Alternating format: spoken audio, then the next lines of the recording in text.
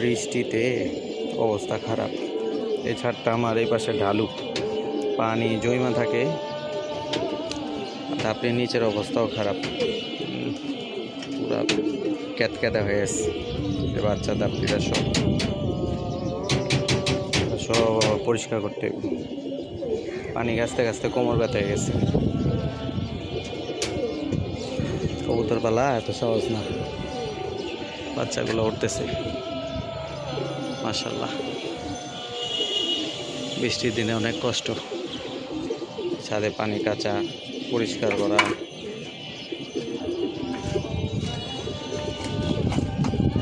বাচ্চাগুলো এসে ছেড়ে দিলাম, বৃষ্টির পরে রোদ উঠছে, বাচ্চাগুলো উঠতেছে মাশাআল্লাহ। আসরের আজান দিবে এখন, আমাদের বড় মসজিদ এখনো দেয়নি, আশেপাশের মসজিদগুলোতে আজান দিতেছে।